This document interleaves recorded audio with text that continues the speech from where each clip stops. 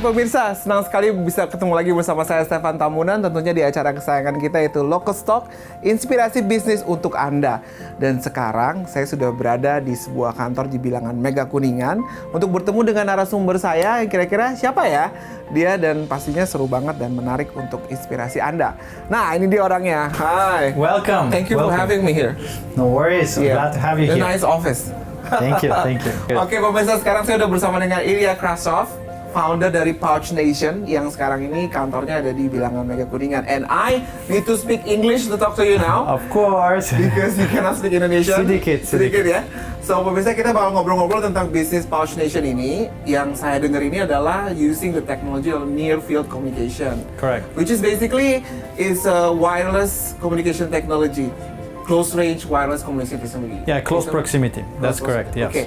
So my first question to you, Ilya. Yes.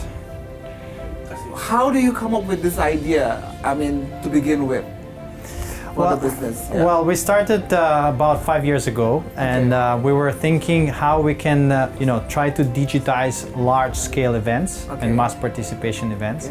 So we looked at different technologies available out there, and we found that near-field communication was already quite affordable, and we were able to make it work offline. Right? I see. Because that's one of the key characteristics of large-scale events, because connectivity is not always there. And usually a large-scale event is a concert or, like massive with, big audience type of events, is it?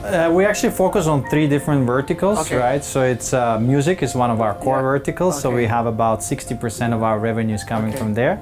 But we also do sports. Right, sports now only Indonesians really want to be active and do the marathons.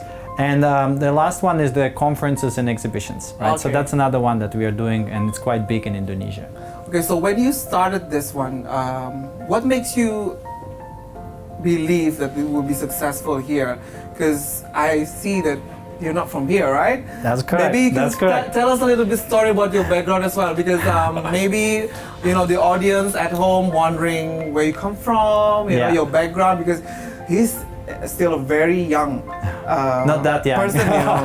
At his age, he's already like have this companies, the business that you built. And it's not only in Indonesia, right? In several countries. So can you tell me a little bit about your story? Yeah. Maybe the audience can be inspired about how to start a business. Even you that's not born here and live here can be successful. Can you tell us? Well, it's a long story. So personally, I was born in Moscow. Right? Also, you're Russian, right? Yeah, I'm Russian, but I grew up in Italy. Okay. So that's my second soul, and but I've been living in Southeast Asia for already about 10 years. Okay. Out of which 8 years in Indonesia. So Indonesia is my third soul.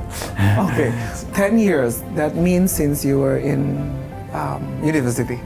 No, I moved to Indonesia. I moved to Southeast Asia in 2010. So I was already working. So it was post university. Yes. Okay. So and then how this can come about to this business? Well, my background is in telecommunications, so I was used to advise large telcos. Yeah. And the telecommunication companies are always very rich in data, right? So they collect a lot of information.